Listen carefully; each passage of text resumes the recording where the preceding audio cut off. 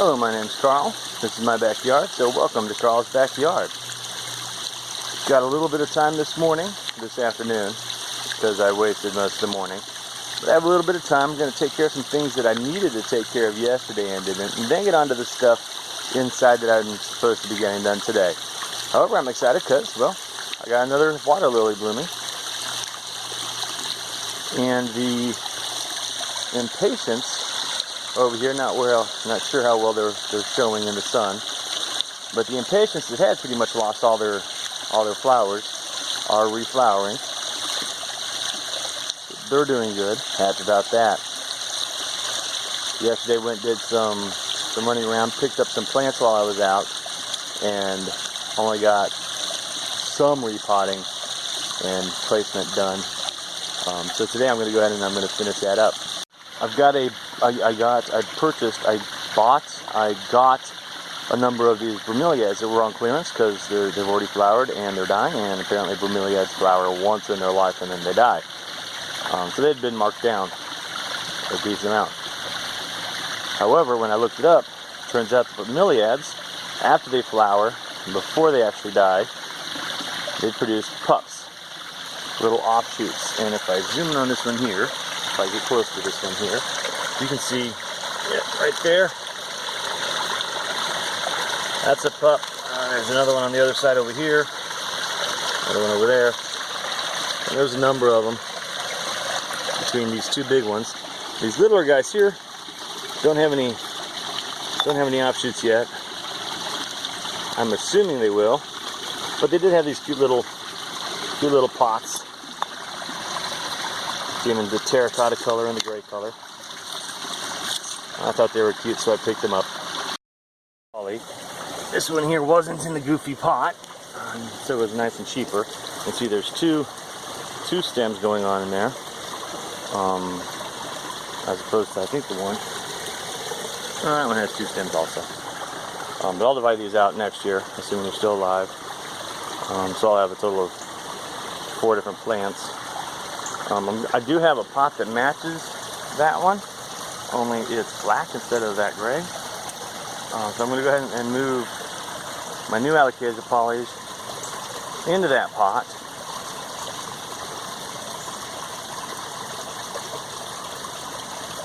Once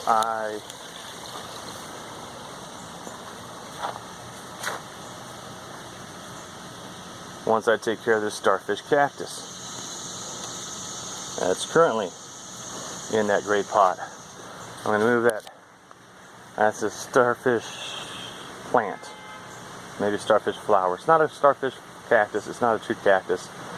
It's a succulent, but not a true cactus. And it's been sitting over there where the bromeliads just were, getting a bit more shade than it probably wants. Possibly a bit more moisture sitting right next to the stream. So I'm going to go ahead and move it over into this terracotta pot. You can see I drilled holes very cleanly and professionally, so that it can drain. I'll put some gravel in the bottom of that, plant it up in some cactus soil. And so there's the new polyalocasia. It's the one in the back in the dark gray square pot, sitting next to the older one. You can see the kind of a size difference. And now that I'm looking at it, you can kind of see that the one I just potted up's a little crooked. It'll straighten back up. It's going to reach this way for sun, like most of the plants over here are doing. So it'll straighten up and reach this way in a little while here. And you might notice I did cut the lower 3 leaves off the banana plant. They were pretty much dying and dead, weren't doing the plant any good. So I did go ahead and take those off. Just a sharp knife and a scoop. And I spread the moss that came with the first Alocasia, the one I paid more for. I got that last pot that I just put the starfish flower in. A bunch of this moss and the Alocasia all in that pot for twice what I paid for that second Alocasia poly. I need to go ahead and spread some of the moss out. It's drying out. It's not quite completely dry, but it is drying out, so I don't know if it's going to grow and fill in the gaps, or if it's just going to die like the rest of the moss like that. did for me. Although the rest of the moss, I had harvested several months ago from the wild. I had harvested some clumps of this moss because I hadn't really noticed it before anywhere or seen it before anywhere. And out in the well, basically on the side of the road where I saw it, it looked really cool and distinct. So I pulled over and grabbed a bunch of clumps of it, brought it home, and it died. It's all dried up. Because it's a moss, I did go ahead, and it's in a shady, moist location now. Before it wasn't really in a shady, moist location, which probably didn't help it. But yeah, those clumps are now in a dry, or in a moist, shady location behind the waterfall from the wetland area. So maybe it'll rejuvenate and come back to life. Maybe it won't. I don't know. Maybe this moss will live. Maybe it won't. I don't know. It does kind of look nice. It sets off the leaves from the alocasia polys real nicely. So if it lives, it lives. If it doesn't, oh well. To the next. On the way to the next new plants I got, I want to show you this. I did some rearranging here in the wetland area. I moved the Tasmanian tree ferns forward so they get a little bit more sun, and gives me enough room in the back there to put the calocasias that used to be in the stream. The stream was getting pretty crowded since they got much bigger than they were when I bought them. So I went ahead and moved them back here, and I really like the way that I don't remember if it's a black diamond or if it's a diamond head, but the darker colored calocasia really sets off against the purple shamrocks in the front. It really helps, since I foolishly put the only red-leafed canna lily that I got all the way in the back. You can't really see.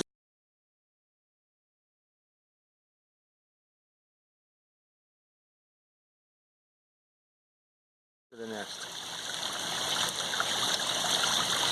On the way to the next new plants I got, I want to show you this. I did some rearranging here in the wetland area. I moved the Tasmanian tree ferns forward so they get a little bit more sun, and gives me enough room in the back there to put the calocasias that used to be in the stream. The stream was getting pretty crowded since they got much bigger than they were when I bought them. So I went ahead and moved them back here, and I really like the way that I don't remember if it's a black diamond or if it's a diamond head, but the darker colored calocasia really sets off against the purple shamrocks in the front. It really helps, since I foolishly put the only red-leafed canna lily that I got all the way in the back. Here with the sun, the overcast, depending on which second you look. But the shamrocks have started to develop these little white spots. You can see this one here's got some good ones. I don't know how I can see it past the flower. There's little white spots and some holes. And these, of course, are riddled with holes. So I said, ack, insects. So I sprayed out some insecticide, and now it's got these nice watermarks from when I sprayed them with the insecticide. So I traded the little white spots for big white spots. But it's supposed to rain tonight and tomorrow, so that'll all wash away and be just fine. A little bit further back here, the new pot. I don't know if you can tell the pot. Back there, the dark leaves, we'll do it that way. The darker leaf canna lilies are all in a new pot. It was a really good price, and I'm obsessed with canna lilies suddenly. Although I wish I could find some with red leaves. Next year I'm going to have to be obsessed with getting red leaf canna lilies, because I finally figured out that I should stop trying to overwinter them inside under grow lights and keep them growing over the winter. That's produced less than 50% success rate. So what I'm going to do this year is I'm just going to go ahead and dig them up, dry them out, keep the roots in a cool, dry, dark place. A cool, dry place. Yeah, cool, dry, dark place. I'm going to overwinter the roots and repot them early spring.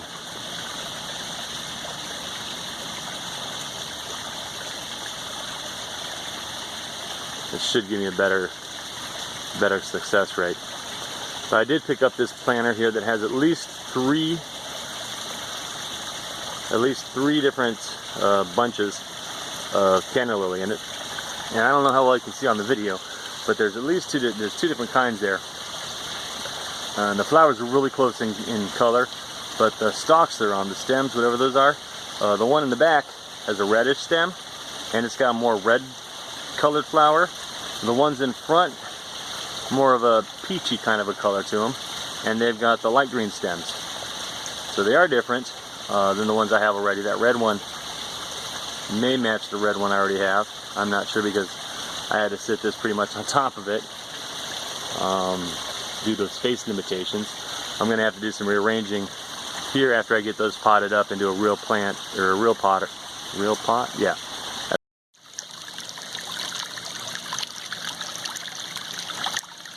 And this is why this bridge here is a little more decorative than it is functional. Something somewhere flexed it, and this rock fell off. Now it looks like it's a mouth with a busted tooth. Fortunately, the rock landed right here. And with luck, I'm just going to hook it back on there for now. I don't know which way it was facing. It's probably facing that way.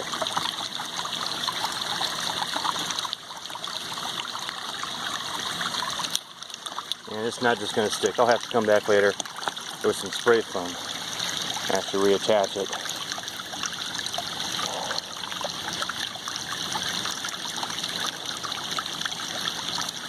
Two of the canna lilies potted up.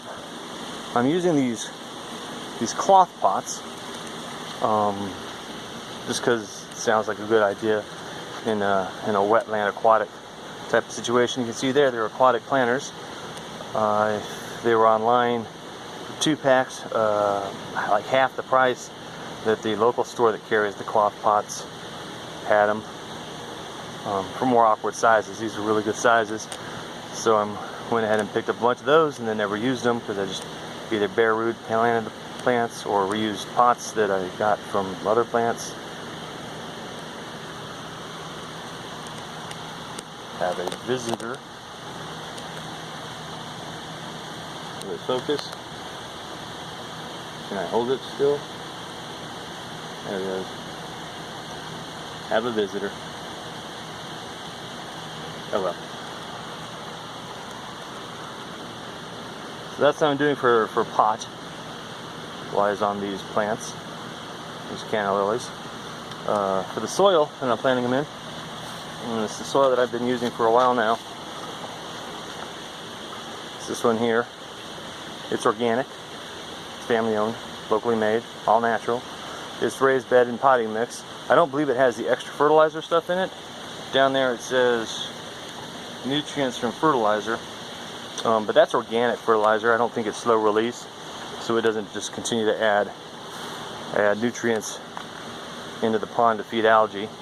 I haven't had an issue with it. I've got it in pretty much all the pots, either that or a combination of that and Miracle Grow's cactus potting soil, or just cactus potting soil in a couple cases. But I've been using it for a while, haven't really had a huge issue. Did have a little bout of string algae last week, but I'm taking care of that, and that was just in the wetland area. I'm pretty sure it's just because it got really hot and really sunny, and it's really shallow, as opposed to any excess of nutrients. So I've got the 2 done. I'm going to go chase off my little friend here, or relocate him to one of the other plants. Get this last one.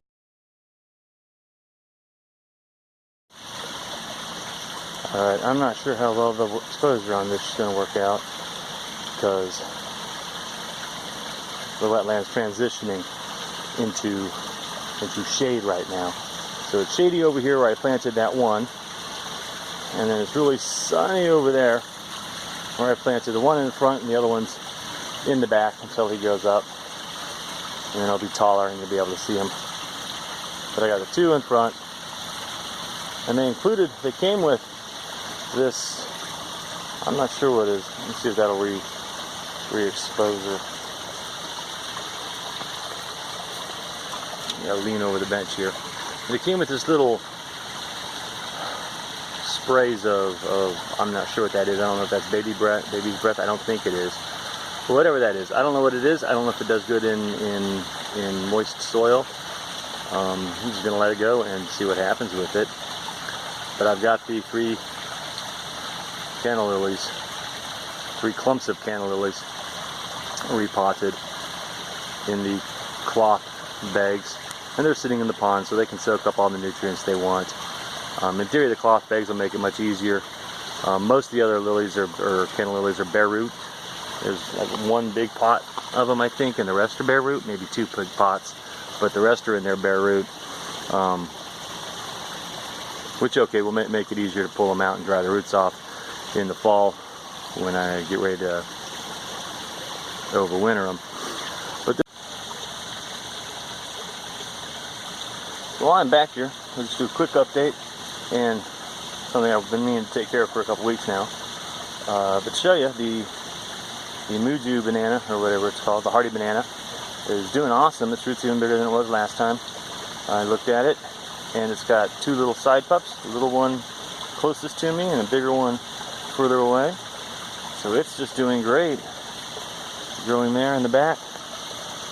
Next year it won't be here. Hopefully it'll be over in the tropical garden, which I don't have this year. Next year I'll have a dedicated area for a tropical garden if I'm lucky, and that'll be over there along with its little babies. And of course, Bella barley straw. As it breaks down, it releases some chemical or other. I can't remember what chemical, but it's some chemical gets released as the barley straw breaks down in water. That chemical is a natural algicide to help take care of string algae. So that's why that's there. It's not. I'm not trying to grow barley. This is there to break down and keep the string algae under control, since it has gotten so hot and it gets sunny over here and it's shallow, so it's a really inviting area for algae to grow in. The thing I wanted to show you though, is I push past these wildflowers. Keep the camera over here so you can't see what I'm stepping over on the path. Big swish to a totally overexposed shot.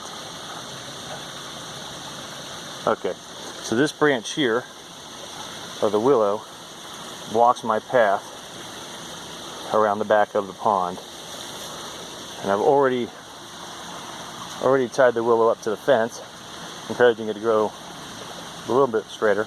It's a twisted corkscrew willow, so you expect it to grow crooked, but it was growing and just basically went over the fence and then draped. I wanted some height on it.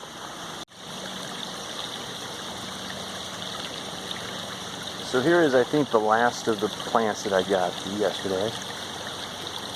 I've got 2. There's one, the other one's back there. 2 of these coleus pots, just mixed coleuses. It's normally shadier in this spot. Well, this corner, there's definitely a part shade corner. Just happens to be sunny right now because I decided to work over here, and so the sun is shining around some leaves.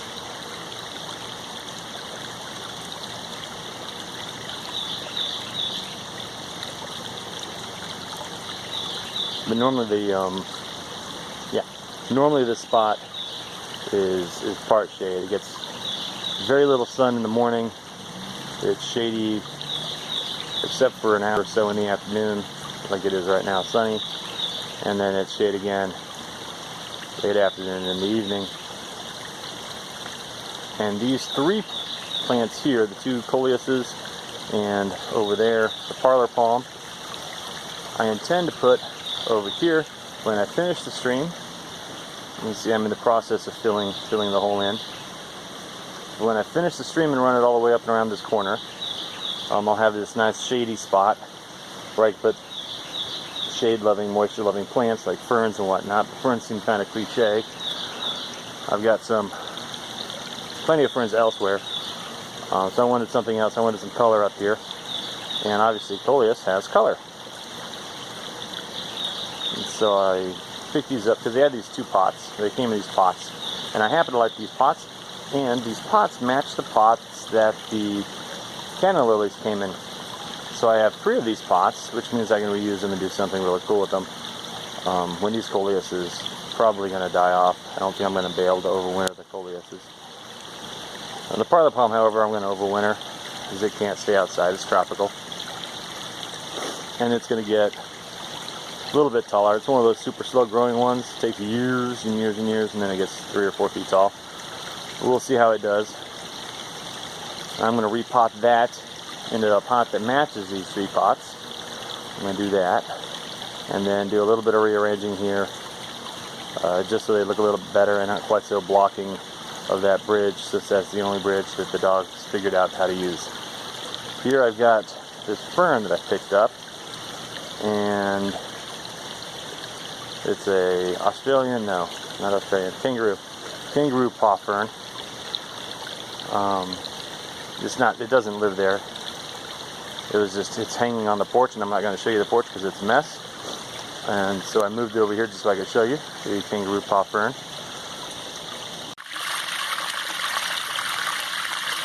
Yeah, sometimes you're sitting by your waterfall thinking to yourself, man, it's hot, I'd much rather be in the water than around the water.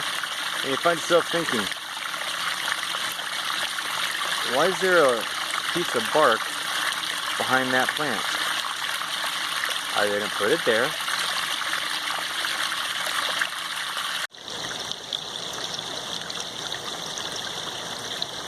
And there they are. I think I like them like that. I think it's closer to the alocasia than I had intended. I intended to do more up here in the corner, but it's hard to do anything that looks good up there because of the liner and the log, the light, etc. So they're just kind of lined up in there. That palm's got its feet in the water. It's basically sitting on the edge of the little waterfall rock, the weir rock for the waterfall.